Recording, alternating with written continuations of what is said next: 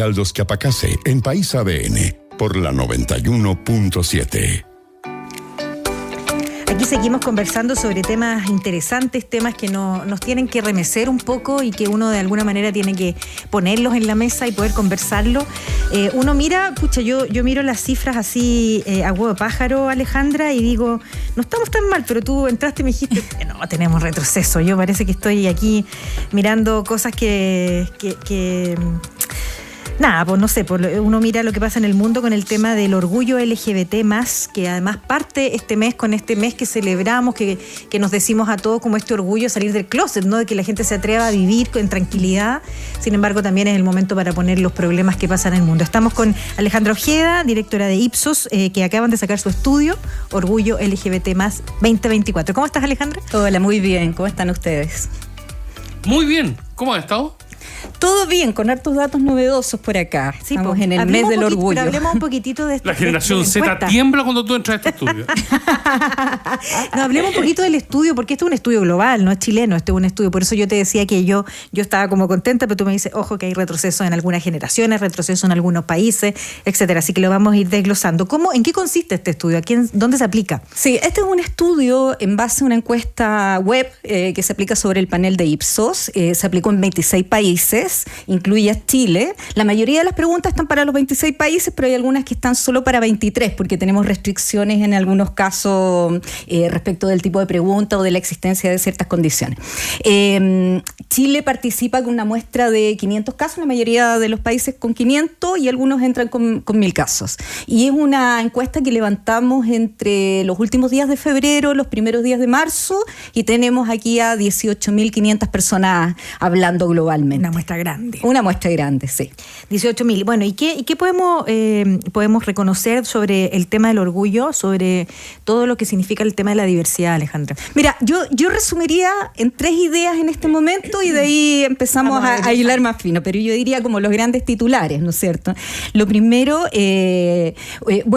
una experiencia cotidiana, y lo cual es bueno, porque es un reconocimiento en términos de la presencia de la diversidad en los distintos espacios, los ambientes de trabajo, en la casa, entre las amistades. Entonces las diversidades aparecen y hay un reconocimiento de parte de las personas.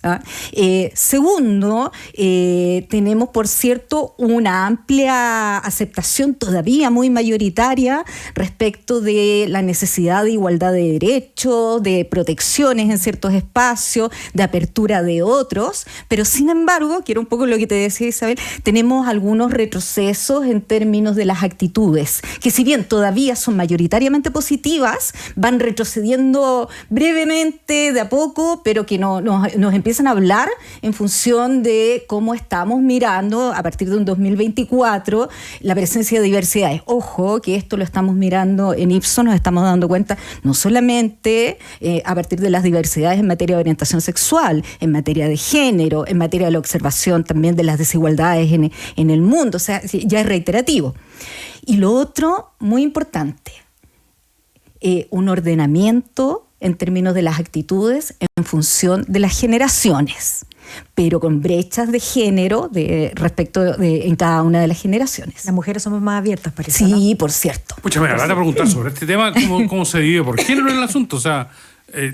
¿Cómo están las mujeres en relación con los hombres en la percepción que tienen del fenómeno? Mira, en general, primero yo te diría la variable que ordena todo tiene que ver con generaciones. Vamos a hablar de la generación, voy a mover un cuadrito, yo siempre me pierdo con los años y todo eso, pero vamos a hablar de 4 generaciones. La generación Z, que es esta generación que va del 96 al 2012, aquí en esta muestra están representados por aquellos que tienen entre 18 y 29 años. Los millennials, de 30 a 42 aprox, los límites ahí son un poquito difusos.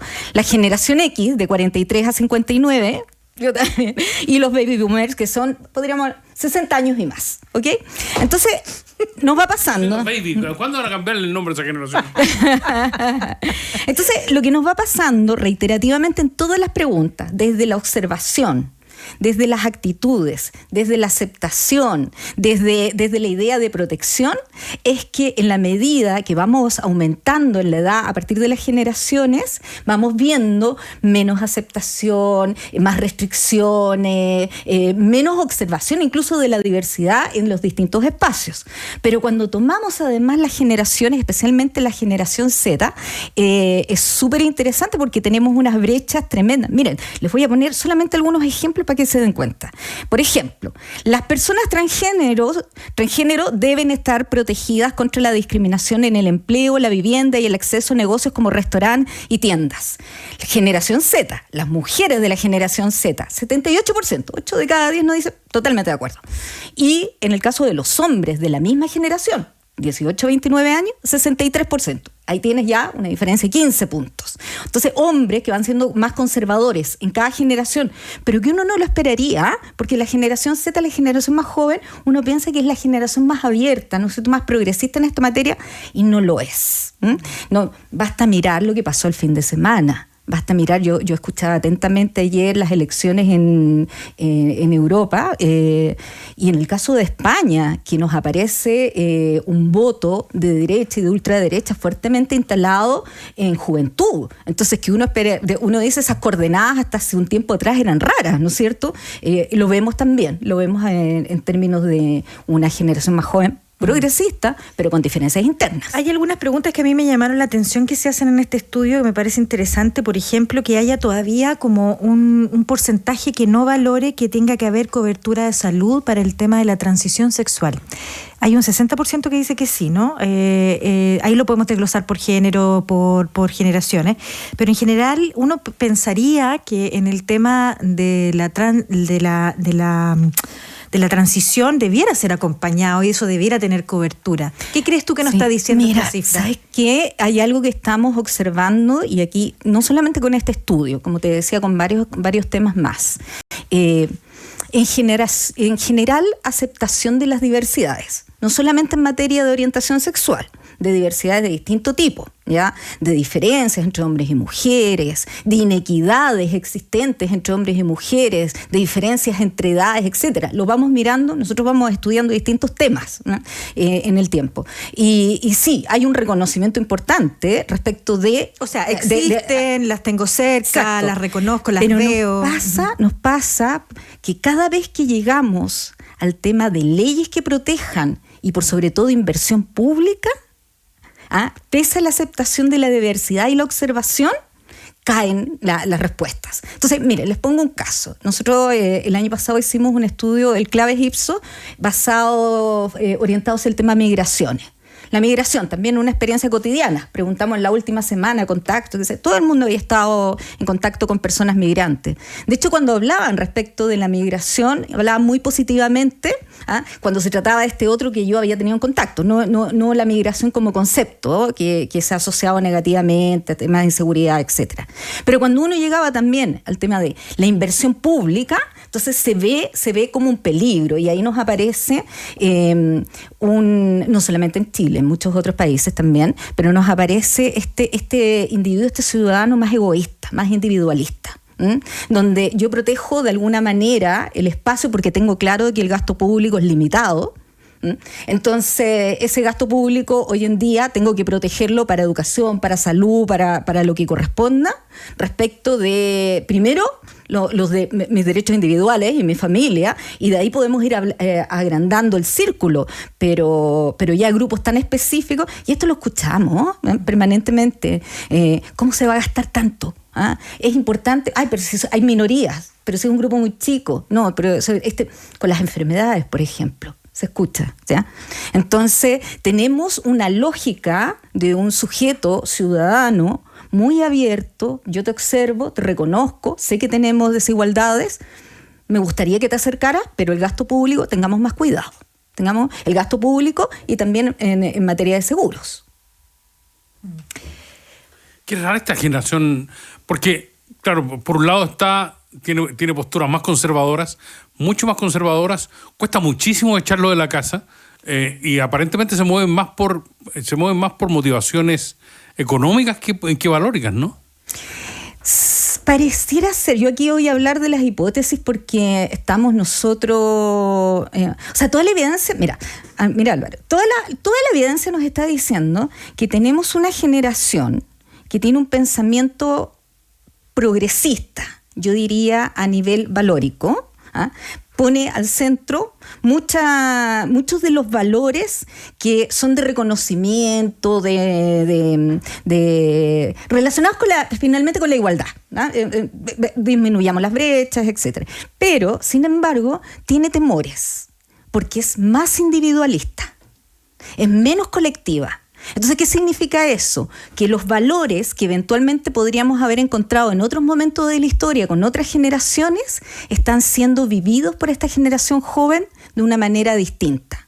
Valores, me refiero, podríamos pensar, por ejemplo, la generación de los 60, o la generación incluso de los 70, los grandes movimientos en materia política. Probablemente si uno mirara, los valores son equivalentes. No obstante, se vivía de una manera mucho más colectiva y comunitaria y dada a la acción, a la movilización, que esta generación, que tiene un discurso muy progresista, que mira mucho más progresistamente los diferentes temas sobre los cuales consultamos que las otras generaciones, pero es más individualista, menos dada a la acción y al colectivismo. Sí, yo miraba hartos datos que son como interesantes de lo que dice Aldo, que esta sensación de que hay un conservadurismo. Por ejemplo, mira, esto que sale en esta encuesta, estamos conversando con Alejandra Ojeda, directora de Ipsos, sobre esta encuesta Orgullo LGBT+ 2024, directora de Estudios Públicos de Ipsos, Alejandra Ojeda. Por ejemplo, mira, el 42% plantea que debiera haber más personajes de la comunidad LGBT en televisión, en cine, publicidad. El 47% que debieran tener afectos en público, que debieran manifestar sus afectos en público. Sin embargo, el 65% el derecho a casarse. O sea, hay más personas que dicen sí, legalicémoslo, pero que ojalá, estoy pensando en los afectos públicos, que no los veamos de alguna manera, que no sepamos que están juntos. Es que eso, el espacio personal, que no entren en mi esfera personal, ¿no es cierto? Pese al reconocimiento de la cotidianidad, tenemos amistades, tenemos personas en los espacios de trabajo, etcétera. Lo cual, en todo caso, es una tremenda noticia y muy positiva que haya un reconocimiento. Primero, porque hay una observación, yo te veo. Y sé que existes, sé quién eres, ¿ya? Y por el otro lado, implica también una expresión, porque ¿cuántos años atrás, cuántas personas teníamos a nuestro alrededor, dentro de nuestra familia, y no nos enterábamos, y no se expresaban? Entonces, es una cifra positiva. Pero sí, efectivamente, la esfera personal es cuidada, es protegida. Mira, hay un dato que a mí me gustaría comentar, que yo creo que nos debería prender alertas. Dentro de las preguntas que se hacen, se habla de la discriminación. Entonces la pregunta dice, ¿cuánta discriminación sufren las personas transgénero en nuestra sociedad actual? ¿Ya? En este año antes hablábamos de las diversidades en general o de la población LGTB, en esta oportunidad hay un foco importante aquí en transgénero. ¿Cuánta discriminación sufren las personas transgéneros en nuestra sociedad? Fuertemente a nivel global, los 26 países, 66%. 2/3 dice que mucha o bastante discriminación. En el caso de Chile, 74%, 3 de cada 4 personas. Dicen que en Chile hay mucha o bastante discriminación a las personas transgénero. Pero el bloque latinoamericano es tremendo, porque somos los que encabezamos estos 26 países. Perú con 78, Colombia con 77, Brasil con 76, México 75, Chile 74, y ahí completamos las 5 primeras posiciones y después ya comienza todos los otros países de distintos continentes. Entonces, a nivel latinoamericano es importante porque todavía hay un reconocimiento importante de la ciudadanía de fuertes niveles de discriminación. Y quería preguntarte justamente hay un 11% que se reconoce parte de la comunidad. ¿En Chile cuánto es el porcentaje? 11. 11 también. Mira Isabel, qué bueno que tocas ese tema, porque yo creo que aquí hay algo que tenemos que indicar que es muy importante. Esta es una declaración, esta es una encuesta. No está pensada para hacer un dimensionamiento de la población LGTB en Chile, ¿ya? Se acerca, es una declaración que hacen las personas en el marco de esta encuesta. Sin embargo, los datos oficiales corresponden o deberían corresponder a instrumentos oficiales. El censo. Y aquí tenemos, en general, las personas que nos dedicamos a la investigación social o de la opinión pública, lamentamos mucho la no inclusión de la pregunta de orientación sexual en el actual censo. Porque en general, para investigación, cuando trabajamos los temas de segmentación poblacional en estas materias, ocupamos 3 preguntas: el sexo, que es el sexo registral, el género y la orientación sexual. De estas 3, hoy en día en el censo se están consultando 2, no la tercera, de orientación sexual. Yo escuché atentamente una entrevista cuando recién iba partiendo el censo del director del INE, se le consultó por qué no estaba incluida, entonces hablaba un poco de la dificultad respecto de tener una persona informante en el hogar que está entregando información del resto y eventualmente un desconocimiento de las orientaciones. ¿Qué podría ser? Ya, pero en ese sentido siempre es mejor tener un dato, aun cuando tenga limitaciones, que no tenerlo.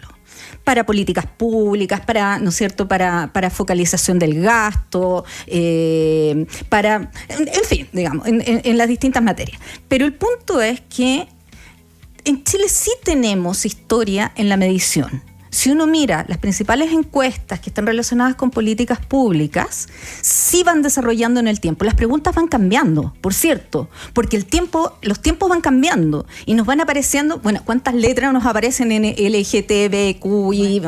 Más de algunas se me olvidan en este momento. Pero la forma de preguntar, si uno hace una historia, yo lo reviso en clases en general en la universidad, la forma de preguntar ha ido variando, pero la pregunta está. Y hay toda una reflexión de por qué ha ido variando. Entonces, ese dato probablemente es una de las pérdidas que tenemos en este momento en relación al censo, porque eso nos permitiría poner en contexto a la opinión pública. Perfecto. Saber exactamente de quién estamos hablando. Este sujeto que lo observamos en todos lados presente, efectivamente, en términos del reconocimiento público, del autorreconocimiento, de cuánto estamos hablando en el país. Uh-huh. Alejandra Ojeda, directora de Estudios Públicos de Ipsos, muchísimas gracias por traernos esta encuesta Ipsos del Orgullo 2024, que además estamos en el mes del orgullo. Bueno conversar de estos temas, bueno interiorizarse. La encuesta se puede encontrar, podemos conversar y podemos ir desglosando después para ir hablando de cada uno de los temas, y la generación Z, que a mí me tiene impresionada, como jamás me imaginaría que había tanto conservador. Muchas gracias, Alejandra. Nosotros nos despedimos, nos convocamos para mañana cuando sea a las 9 de la mañana una nueva emisión de País ADN. Ya viene el Ciudadano. Maletec, soluciones de custodia.